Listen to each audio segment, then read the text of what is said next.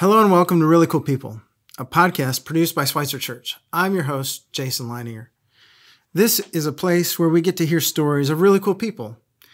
The hope is that in hearing these stories, you and I will be inspired, encouraged, and challenged through moments of serendipity, through their sharing of their own lives. In a sermon entitled The Weight of Glory, C.S. Lewis said, "There are no ordinary people. You and I have never met a mere mortal. It's my joy over the next few moments to introduce you to someone who on the outside may seem pretty ordinary, especially to themselves, and yet they're a really cool person. Today, it's my joy and honor to introduce you to Mary Mannix Decker. I was privileged to work with Mary at Schweitzer Church for about 6 years, as she served as the chief financial officer here. Mary has a life, and she'll share it, that was marked by traveling, by the strong influence of her parents, having a really successful career, and having some pretty awesome kids. And she'll also share about the journey and the challenge she's facing right now, as she was recently diagnosed with ALS, or Lou Gehrig's disease. She speaks with much grace, and so I'm so glad you've joined us, and I invite you to listen in, along with me, to Mary Decker.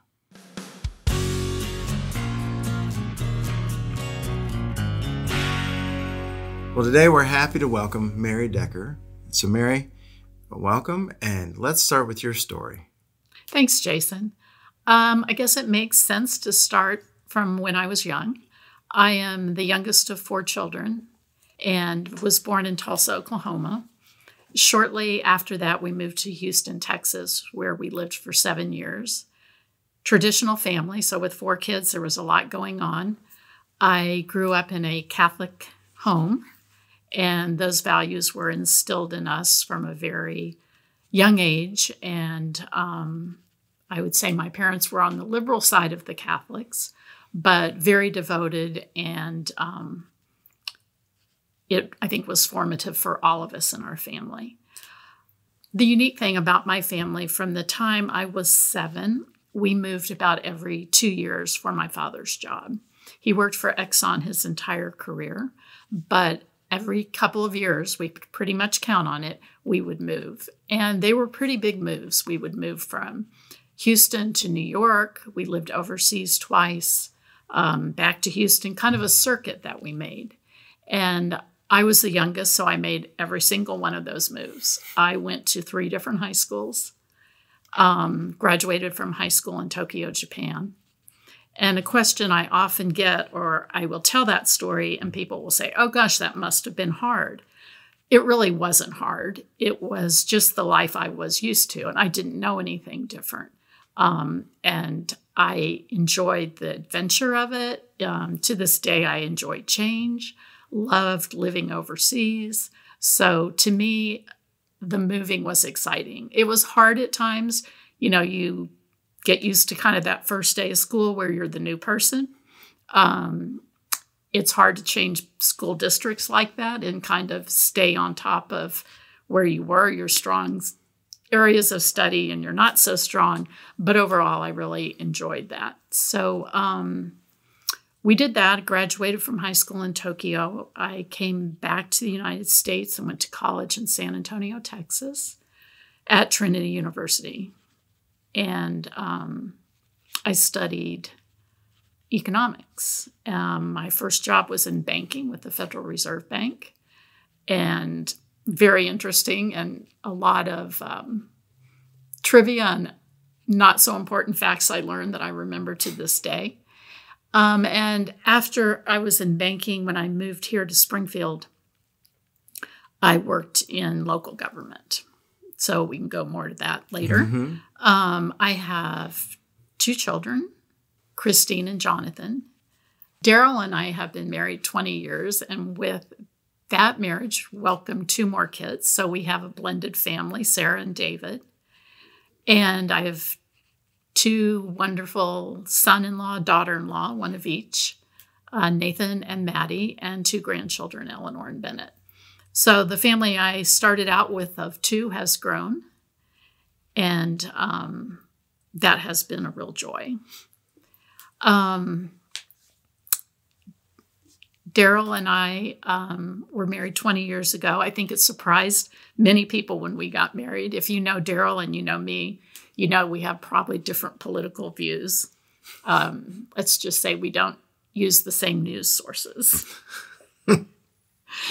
But that's a small difference when you look at the important things that you look for in a spouse that you want to have with a lifelong partner. Daryl's been wonderful. So we were married 20 years ago at Schweitzer, actually. And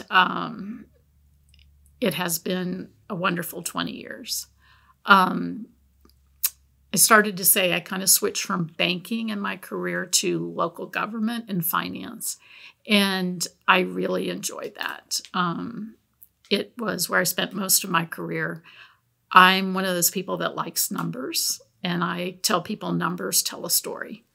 And I like discovering what that story is and sharing it in a way that is meaningful to other people. Because sometimes people look at numbers and they're like, oh, it's just too much. But there's really something there. So that's kind of what I've done with my career. And especially in local government, you have the opportunity to finance projects or work on things that you see implemented and improving your community. So that really made a difference for me. I worked in government for almost, 25 years, and then had a really unexpected but wonderful opportunity to join the staff at Schweitzer. And I think that was almost like the crowning jewel of my career. Using, a lot of what I had loved doing and developed during my career, but then with a whole new focus on ministry, on God, on people. And that was just wonderful. So I am very grateful for the time I spent here at Schweitzer. And it has, I think, really changed the way I approach things, I look at things. So it was just a wonderful, wonderful place to be. Well, as someone who got to work alongside of you, it's a real privilege to then sit down and hear a fuller sense of your story. It's amazing how you can, and I've heard a number of these things, but then there's a number of things that I haven't heard along the way, even as we got to work together. And so it's fun to hear these things about your childhood, about moving all those times. Did you ever leave something behind inadvertently that you've missed over the years? That's a really good question. I can't think of anything. My mom I didn't think about it then, but looking at it now, what she did to move that often with all of our things. And a lot of times when people moved overseas, they didn't take their furniture or their household goods with them, but we did. And so it was like we always had our home and the things that make that home, whether it's your bed that you're accustomed to, or the family pictures, or that sofa that you sit on every day when you come home from school. All of that was really consistent in our lives. Now, that being said, she made us clean our closets out every year. There was not a lot of extra stuff that we took, but I can't ever remember particularly leaving anything behind. I think the interesting part of it was that each time we'd move, one of my older siblings would have started in college. So we often moved with one less child in the family. And that was, it was kind of hard because the family dynamics always changing. And my oldest sister, Anne, went to college when I was 9 years old. And and I'm sure it was difficult for them too, because then your parents live in a different place than where you grew up. But I still have a very close relationship with my siblings. I think that's the gift that my parents gave all of us. It's a special gift. It is. Yeah. I got to have the joy of meeting Anne this summer, and she was telling stories on you. And It's always dangerous to have your siblings tell stories. I didn't think about that when I put you in contact with her, Jason. That's part of the part of the comedy of life, and having close siblings who certainly appreciate you, and that's one of the things she deeply shared, is her appreciation of you. Story she probably told you was I was not good at math as a child, right? Right. Yeah. So to think I ended up in a career where I deal with numbers all the time. Yeah. But I look at that more of a function of moving as much as we did, and school districts are different from one place to another. But yeah, secret be told, I had to go to summer school to learn how to multiply. And then you ran the finances for a city in Southwest Missouri. A lot of digits on their budget. So I overcame that. So any kids out there listening, you too, if you struggle with math, you may end up running a city's budget. Budget, yes. Fun things. As you think about your parents moving and the gifts that they gave you, were there any and then your upbringing in faith and everything, there are 2 or 3 things that they really emblazoned upon your own spirit and that you carry with you still to this day? Oh, absolutely. And I think there were the 3 things were very consistent. And so I think that is one reason they're so formative. The first was generosity. And my father and mother were always impressing upon us the importance of giving, the importance of sharing financial resources that you had. And they not only talked about that, but they demonstrated that. And that was from the time I was very young to the time that I got older. And often my father would kind of look into structural issues that were contributing to poverty at the time, working with organizations. So that was very formative in our upbringing. And I think that's for not only me, but my sister Anne and my Jane and John, my other brothers and sisters. The other thing with moving, there was a deep appreciation for other cultures. And when we moved, it's not like we moved to a military base. We lived in the local community. And always impressed upon us that this is a different culture. It's got a lot that we need to learn from, that we can value, that has value, and not anything to judge against how our culture compares to this. So it was something to be appreciated, something that we could learn from, something that we could recognize, but nothing that we would ever, gosh, they shouldn't do it this way. Not a lot of judgment there. Yeah. And so that was wonderful. That was a wonderful gift. To this day, I love traveling. I will eat about anything anyone puts in front of me. I love international foods. I love learning about culture. And change is kind of exciting to me. Yeah, and you picked up some other artifacts too, or an appreciation for other artifacts too. Yes, I learned to love art during that time. And that was something my dad and I shared. When we lived in Tokyo, almost every Sunday, we would go see an art exhibit. And Tokyo has wonderful art, both Japanese art and is an international art center. And he would either find an exhibit or a film for us to do every Sunday. And that was our Sunday afternoon. And I gained an appreciation and love for art. And still today have some of the things that my parents bought are in my house. And I can remember spending, $50 on my first piece of artwork in Japan. So, and then I think the third thing is the gift I said is the gift of our family. And so those 3 things I think I carry with me. And it was some of those certainly I can pass on to my children, but some of it was the uniqueness of the situation I was growing up in. Yeah. Yeah, those are great gifts. They are gifts. And I often say that you pass on values, both spoken and unspoken. Yes. Yeah. And sure do. You said your first job out of college was with the Federal Reserve Bank. Mm-hmm. And then you said you've got all kinds of trivia related to that. Oh, yeah.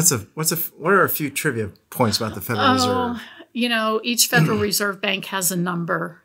And if you look on the number, like Kansas City, you can look on your currency and it will have like it comes out of the Kansas City Fed and the number 10 will be underneath it, things like that. Uh-huh. To show you how old I am, I started working with the Federal Reserve just when direct deposit was coming out. And that was one of the first things I worked on.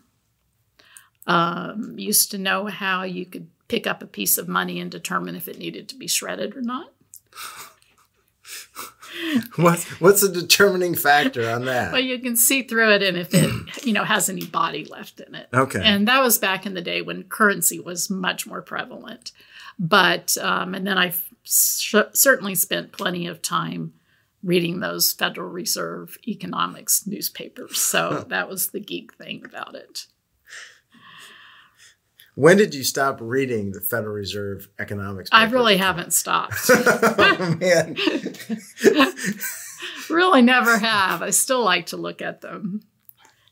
And the Federal Reserve of St. Louis actually has some very interesting reading on their website. Wow. Yeah. Is there anything you remember recently that you would point people to go read?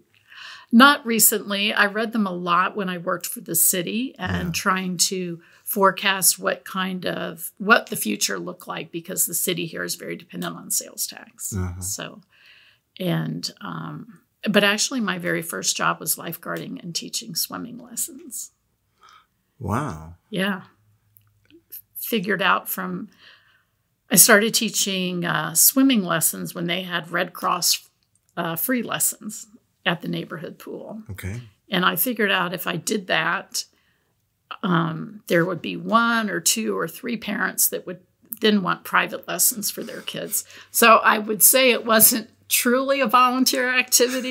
It was actually something I did to further my summer income.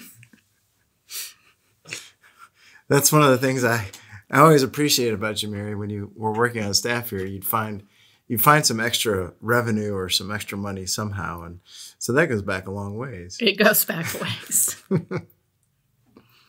So, and you had 2 kids. And what was that like being a mom?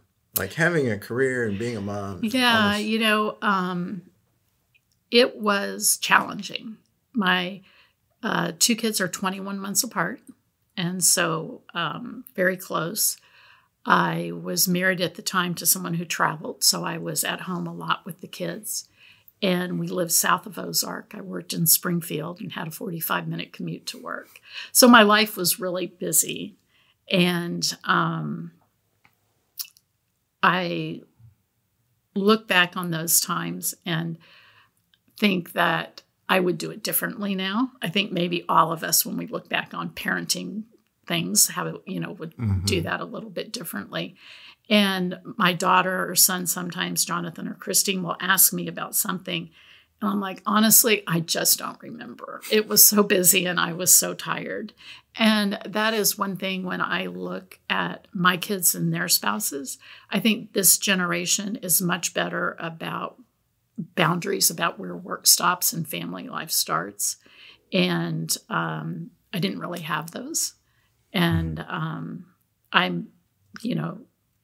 I don't know. I liked the work I did. I'm not going to say I'm driven to work. I worked hard, and that's just kind of in my nature. But I really should have kind of drawn some firmer boundaries there. It was a different time too. It was a time when there weren't a lot of women in the workforce, particularly in the area that I was working in. So that, I think, was some unspoken pressure. My sister Ann and I have talked about that, about how that was at that time. I can tell you a story. When I worked for the Federal Reserve, it was in Texas, and I was invited to a reception. They just kind of invite the newbie. And the state treasurer was there, who was Ann Richards at the time. She later became the governor of Texas. Very outspoken, very vibrant woman. And I was maybe 24 at the time. And she came over to me after I'd been in the room about 10 minutes. And she said, "You and I are the only two women in the room." And she said, "That needs to change with your generation." So it was a difficult time. It was, of course, an enjoyable time. You love seeing your kids grow up. But balancing it, I would do a little bit different if I did now, than I would do it now differently. For about 5 years, I was a single mom. So that had a whole nother set of challenges with it. My kids are great. They are happy, well-adjusted, successful kids. Don't tell them. I guess they'll hear that. No, I'm very proud of my kids. And so it was, it was a fulfilling time. And it's like a lot of things that you look back on and you think, gosh, I could have done this different, or I could have done this better. But we were busy. They were active, very active in sports during that time. So a lot of driving back and forth and, just keeping them on track. So. And then somewhere in there, you met Daryl. I did, yes. And you described that relationship as, you said, if people know you well, they may be surprised that the two of you. So what brought you together? So Daryl and I worked together initially. And we worked together at Greene County when Daryl was a commissioner. I was the budget officer. And I left Greene County and went to work for the city of Springfield. And during the time that I had left, Daryl's wife, Susan, passed away from cancer. And I was single at that time. And I don't really know what happened. He called me and asked me out to lunch. We used to go to lunch frequently when we worked together, take turns paying. And he called and said, "I think I remember it's your time to pay and take me out to lunch." So we did that, and we've always had a great relationship when we worked together. And so the lunches kind of happened more frequently. We spent a day in Kansas City going to the art museum in Kansas City. And then he decided that he should ask me to get married. And that was like, no, I just really don't think so. But he was kind of persistent. And, being divorced, you proceed carefully after that. And I certainly wanted to be certain that I was going into a very stable relationship. And I mean, you're just a little fearful, right, of your experience. And so I was being very cautious, and he continued to be very persistent. And it was a time that I prayed, and I do feel like that I prayed about what to do, and clearly the sense, the direction, the word I got from God, the feeling was, this is going to be a wonderful relationship, so move forward. And it has been. That was back in the day at Schweitzer, Joe Cruz married us. And they used to put weddings in the bulletin at that time. And someone I worked with said, "Someone told me you and Daryl got married. I didn't believe it, but then I saw it in the Schweitzer bulletin." So here we are. So you said that you don't listen to the same political news sources. Oh, no, we don't. So how have you managed? I mean, especially the last 10 years have been very problematic. They have, yeah. For the country as a whole. So how have the two of you managed to stand this cohesiveness, joyful cohesiveness? Joyful cohesiveness. I think the main thing is that I think a lot of what's happened in the country is people are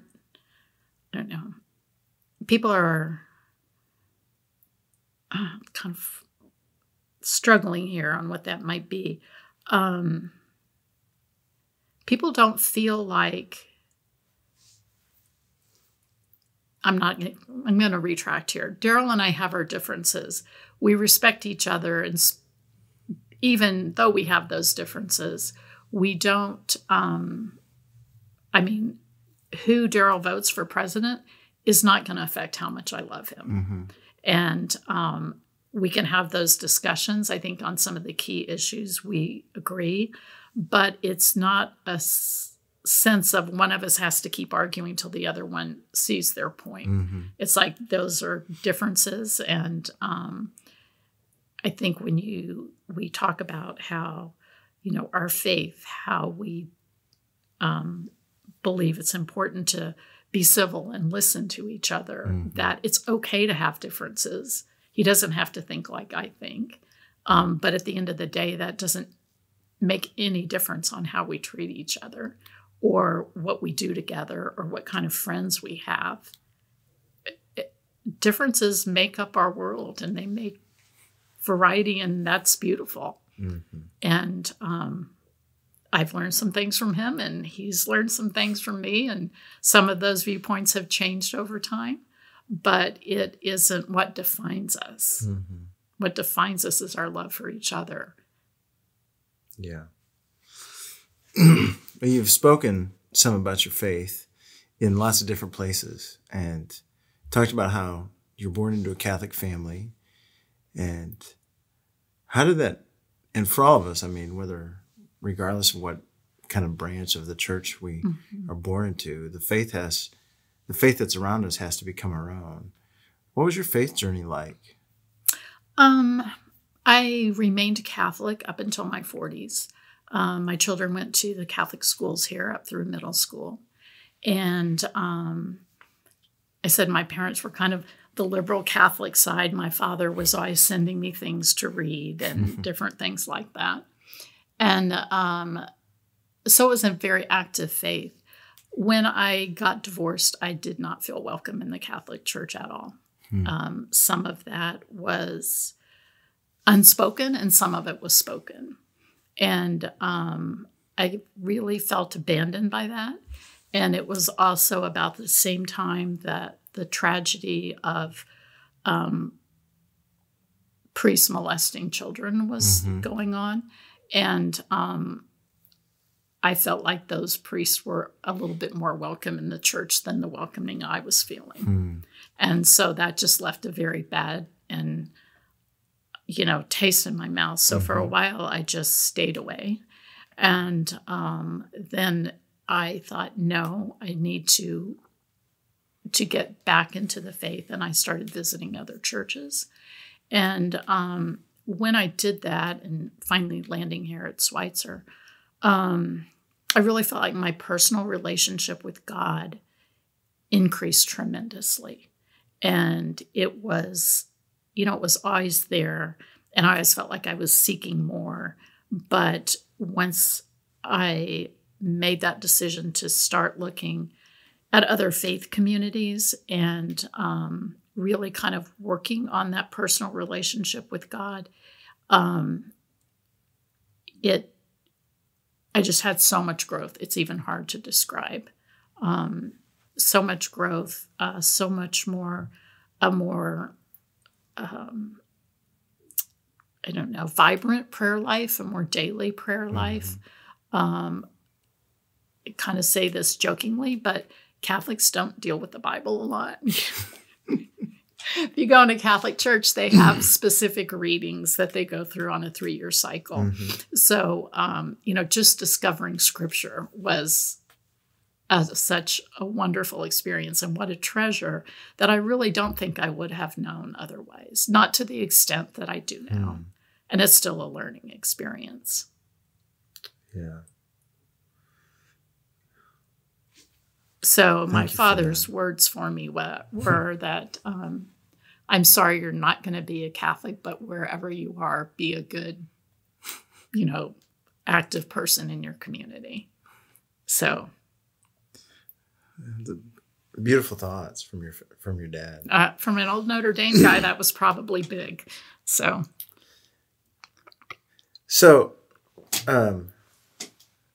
one final question about your past, and then we'll ask a Okay. little bit more stuff about your present and future. Between your two parents, and maybe this is a hard question to pose, which of your two parents do you think you carry more of, and why? Well, it's a good question. And I think that I haven't spoken much about my mom. She was a wonderful, strong person, dearly loved. And one thing I wish is I'm 64, that I could have coffee with my 64-year-old mom. I think she'd have so much wisdom to share. I carry a lot from my mom. I love to cook. She taught me all of that. She was a very, I think I carry a lot from her. And she was a very graceful woman and very well-loved. And I hope I can carry that from her. My father, I certainly carry things that he passed on to me. He's the one who got me started with numbers and analyzing things. My father and I had a currency exchange business when we lived in Japan, and he was the bank, and I was trying to make money off of that. But with all of our parents, I think there are some things that you observe and you think, I love them, but I'm not really sure really love that trait. Yeah. So I want to be able to take the best of both of them. My mother was, had a lot of tenacity, a very loving person, had a lot of friends. And so I want to take what I treasure from both of them. That's great wisdom for you and for all of us listening to you. So about your present and the future, what are you working on? What are you looking forward to? Well, I retired a year and a half ago. Finally, the second time it took. So I've enjoyed that. I was diagnosed with ALS this summer. So that was not in my retirement plan. And as Daryl and I laugh, it was like we thought we'd spend more time together in retirement. We had no idea it was going to be like this. So in a sense, that has changed things. And in a sense, things have remained the same. So there were a lot of things I used to do. If you knew me in 2017, 18, I ran half marathons. The mountains are where my heart really lies. And with my family, we spend time skiing together, hiking together in Colorado and enjoying all of that, paddleboarding. And so a lot of that is gone right now. So what I spend my time doing now, many of the same things we used to do. Daryl and I have a pretty leisurely morning. He often reads first. We talk about our day, talk about some devotionals, have coffee. I have had the opportunity to really, over the last 3 or 4 years, focus on friendships. And I think we talked about a little bit, what was it like when you were working? It took every bit of energy I had to keep my kids in house going. And I often prayed after they left for deep friendships, particularly with women. And I've had the opportunity to be blessed with so many of those friendships. And I want to be and try to be very intentional about fostering and growing those friendships. So I do that.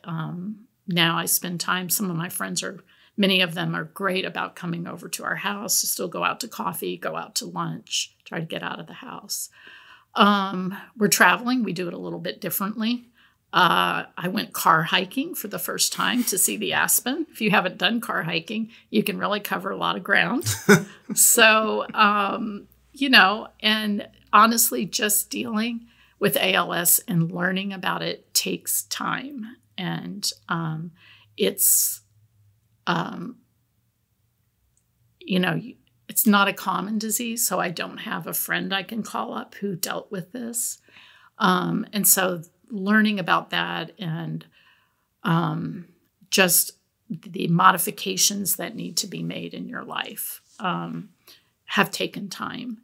And I will say that with my diagnosis that it's hard, it's devastating, and it's just some days are just frustrating because of the things you can't do.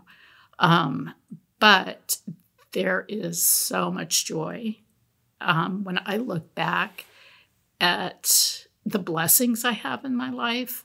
And I feel like God has really helped every step of the way, because I could not deal with this without my faith, without God. And God has given me what I need today to get through this. And so I say there's the ALS self-pity parking lot, no overnight parking allowed. So I can go there. I need to go there. It's healthy to go there because it's reality. But if you go there, you stay and you miss out on all these other joys of life that maybe at one time seemed kind of small. And I tell Daryl that every day I can find something to be grateful for. And I think it's really important that we voice that gratitude. Not that we just say, I'm so grateful, but that, hey, Jason, do you know what happened today? You know?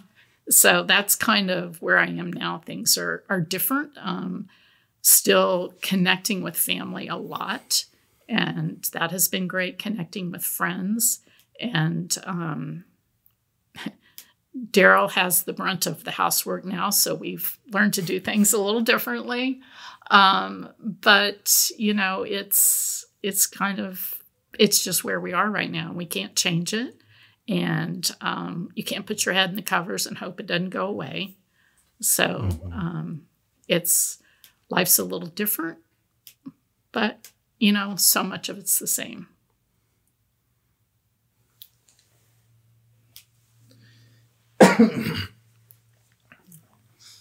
Is there anything that you want to talk about that I haven't asked you about?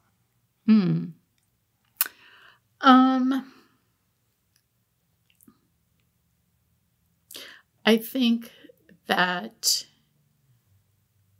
I try not to give advice unless people ask for it. I don't always do that well, as my children will tell you. But I think that kindness is so important right now. Kindness and loving people, and not just to your family, but to your whatever your community looks like, especially this time of year as Christmas is approaching, whoever's helping in the service industry, just to be kind to people, and the words we use matter.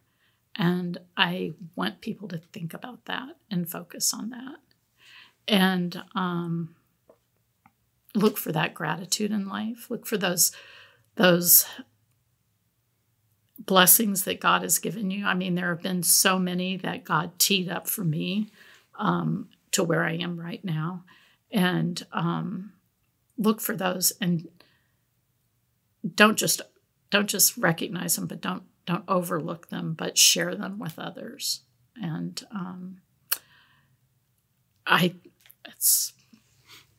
that would be my advice for someone if they are, where we are. Right. Mary, it's been a great delight to have you share with us today. And so much wisdom that comes from you in these moments. And that's one of the things I really appreciate about working alongside of you, is that you're a fount of wisdom, and you've lived it. You've expressed it, and it's a joy to be with you. Thanks, Jason. I've always enjoyed working with you. I was a little reluctant to do this because I'm not one that talks a lot, but I've enjoyed our time. I have too. Generally, I ask a final question, like, what's a final word or sage piece of advice? I think you've given that. So I'll ask another couple questions. These are just really fast. Like, what's your favorite place in the world? Colorado. It's where my heart is. I feel so, I don't know, just full of life, full of happiness when I'm in the mountains. What's your favorite sport? Ooh, that's a hard one. I enjoy watching football. My son works in soccer, so I still follow soccer. If I were participating in a sport, I'm going to go with hiking. I thought you might say volleyball, but that's probably an inside joke. I was never good at volleyball, Jason. Did you know that? No. Well. Never really good. I couldn't keep my feet under me. Oh, well. All right. What's the third one? We'll leave that for another day. And a favorite movie. Oh, that's a hard one. That is a hard one. I don't really go to movies that often. So, boy, I'm really going to have to punt on that one. Okay. You can punt. Okay. Well, you got a favorite book instead? I have a favorite book. I'll tell you the book I'm reading right now. Yeah. Going back to my Catholic culture, Joan Chittister, who is a nun. Yes. I just came across 2 copies of a book, shared one with a friend on 10 Commandments. So I love reading Joan Chittister. That's what I'm reading right now. She's a fantastic author. She is a great author. Yeah. And we're going to talk about favorite food. I love international foods. Indian food is one of my favorites. All right. Well, thank you, Mary. And thank you, listeners, for tuning in today. Well, a big thank you to Mary for sharing her story. In listening to Mary, I hope that you were inspired, encouraged, and challenged, and that you begin to behold the really cool people who are around you. The Really Cool People podcast is produced by Schweitzer Church, Springfield, Missouri. Taylor Likes is our executive producer and editor, and I'm your host, Jason Leininger. You can help us by liking, reviewing, and sharing this podcast. Thanks so much for tuning in. Until next time.